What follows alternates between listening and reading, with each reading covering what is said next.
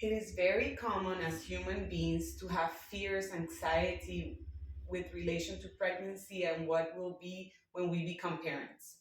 In today's video, I want to give you 6 tips that you can use to reduce that anxiety and make the pregnancy experience, the birth and labor experience, and also the postpartum experience a lighter one and more joyful one and happier one. My name is Adriana. I'm a Mama Fit trainer and I specialize in everything related to birth, motherhood, and postpartum, especially in fitness, but also in mindsets. So I hope you enjoy today's video. Tip number 1 is to acknowledge what is our fear. We cannot change or prepare for something that we don't acknowledge or that we don't accept. I want to give you an example. It's important that you know what is your fear. For example, I am very fearful of the birth experience, of having pain, of tearing. That's an example. So, 2 tips that I will give you. You're going to get a notebook and you're going to write exactly what you're scared of. The more detail you can be, the better. Another way that you can acknowledge and see what's your fear is to talk to somebody. And they can just listen and just listen to you about what you are scared of, what are you anxious about, and you just talk it through. Other common anxiety, fear during this phase of life that a lot of parents have, also men, is what your life is going to be after there's a little human that you need to take care of 24 hours a day, and how your life is going to change after baby is here, and all of your fears surrounding raising a child. So you can talk about it and just talk about all of those fears, or you can write them down. So, tip number 1, we cannot prepare or change something that we don't first acknowledge. So, first we have to know, what are we scared of? Okay, tip number 2 is to get good information and resources that are going to help you to reduce your anxiety and your fear. I want to go directly to the example that we used in the tip number 1 about birthing, a vaginal birth, and tearing. Once you acknowledge that that is your fear, we're going to go into searching for information that are going to help you learn what are the things that you can control and what are the things that you cannot control, and how to work with the things that you can control. For example, how can you prepare your body to reduce tearing? What can you do to if it happens, to heal better? And all of this is going to help you calm down, because you're going to know, okay, these are the things that I can do to reduce and prevent tearing. If it happens, these are the things that I can do to heal better. Now, you're going to search for resources that are accountable to get this information.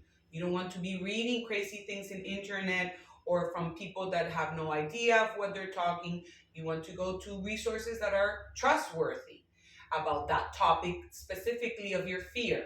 So you would go to your healthcare provider or to your midwife or to an accountable person, for example, a trainer or somebody that you can trust. Ways that you can know if you can trust that fountain of information, that book or that person, is number 1, their credentials. Okay, are they a person that have studied these topics, that are prepared to talk about these topics, that have the proper credentials? And number 2, which I found, in my opinion, is the most important, is how does it make you feel when you read that piece of information, when you listen to that professional or that expert? Does it reduce your anxiety? Does it create emotions of peace and tranquility? So that is your internal thermometer telling you, I can trust this person, and whatever that person is telling me or whatever I am reading works for me. It makes my stress levels come down. So tip number 2 is searching for information of ways that you can control and learn about the ways to reduce your fear.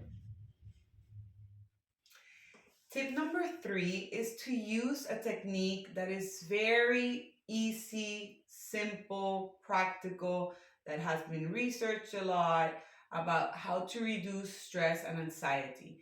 And it's your breath. The good thing is that you always have it with you. You don't have to go search it anywhere. You don't have to buy anything. You're just going to use your breath to reduce your stress. So this technique, there's a lot of techniques. I will show you two today, but it's something that you usually use in situations where there are things that you cannot control, okay? Or when you're in a situation like during labor and birth of a lot of pain and discomfort, and during motherhood or parenthood situations where you feel that you are very anxious and stressed, you can also use all of these techniques. So two easy techniques that you've probably maybe heard of is breathing in a box series or way. That means you're going to imagine a box in front of you and you're just going to take a breath in for 3 to 4 counts slowly, and then you're going to exhale for the top line 3 to 4 counts, and then you're going to inhale down for 3 or 4 counts and exhale until you close the box or a square. You can think of a square. And then you will continue this slow inhale for 3 to 4 counts and then exhale 3 to 4 counts. Inhale again. I'm doing it quickly now, but we can do it in another video together so you can really fully understand. What this is going to do is going to slow down your breath, because usually when we're stressed and anxious, our breath accelerates and we're breathing very quickly and you can tell you're anxious, and this is going to slow down your breath, which is going to take your nervous system into a parasympathetic nervous system regulation. That means it's going to calm you down. So there's a lot of words in all of these breathing, but you just have to understand that it's going to reduce your anxiety. And then the other technique that I love and that I will also use during my birth is the alternating nostril breathing. It's where you close one of your nostrils, you take an inhale through one side, you close it, and then you exhale through the other nostril. Then you inhale through that nostril, you close it, and you exhale towards the other one. And you keep alternating and breathing softly as you alternate the nostril breathing. You don't have to focus too much which nostril inhale, which nostril exhale. You just think about inhaling and exhaling through each nostril. What this is going to do also is going to, like I said, it's going to bring you into the present moment, because usually anxiety and stress are related to your mind going to the past and thinking about things in the past and just going around thoughts, and that creates a depressive, especially if it's experiences that created trauma or emotions of sadness. It's going to bring you into that state, but in relation to the past. Or anxiety when you're thinking about the future and overthinking and thinking about the worst case scenario and you feel out of control, and that's where you're going to get very anxious. And then the breath work, you can use these two techniques, is going to bring you into the present moment. So you focus just on your breath, the air coming in, how does the air feel in your nostrils, what's the temperature, and then the exhale, how it slowly goes out either your mouth or your nose. So it's an embodiment technique. It brings you back to your body. So tip number 3 is use breath work. I gave you 2 examples. There's many. Search for one that works for you. You can also ask me for more tips on breath work, and I will be happy to share. I hope you enjoy this tip.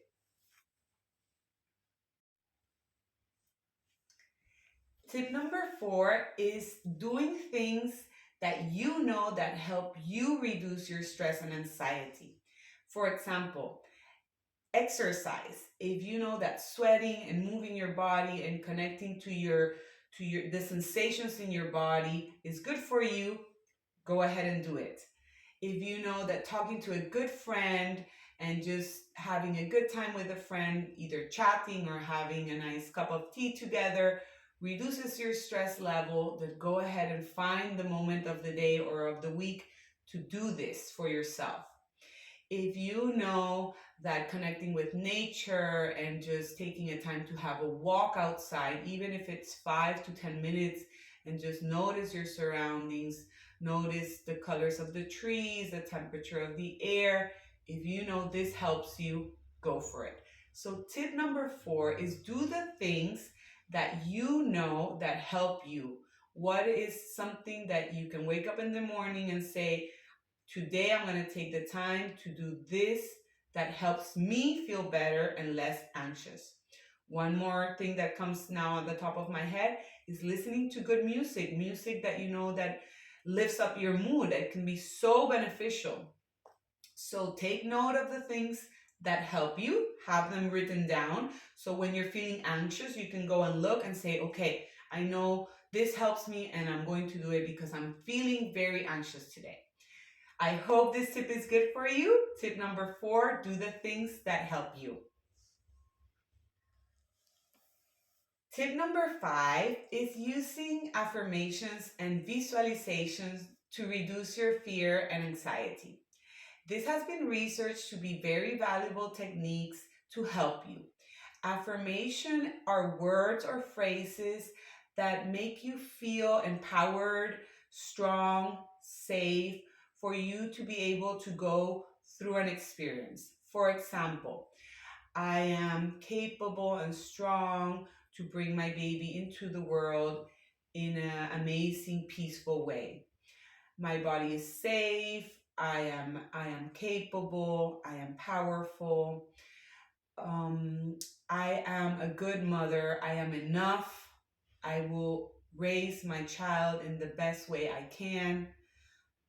All of these phrases that come up to you, they will come up to you maybe, or you will read them, or you will hear them.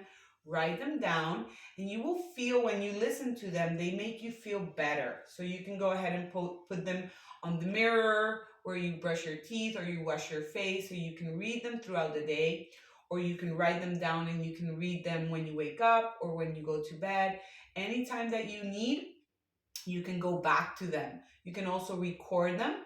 There's a lot of resources also of pre-recorded affirmations that you can go ahead and pop into your ears when you go for walks, and they can really uplift you and make you feel less anxious. Another technique is visualization. Is where you take a specific experience and you visualize yourself going through the experience in the way that you would want it to go. So if it's, let's say, labor, you would close your eyes and you would visualize that experience, how you would imagine would be the best possible way for you. It doesn't mean that things could go another way, and you would obviously be also capable of going through another path. But the more you can practice visualizing the way that you would like things to go, the more probable research has shown as well that things could go that way. So it's something you really can do, and it can be very helpful. So I hope you enjoyed this tip. I hope you try it. Affirmations and visualizations, and let me know how that goes. And tip number 6 is connect with your child.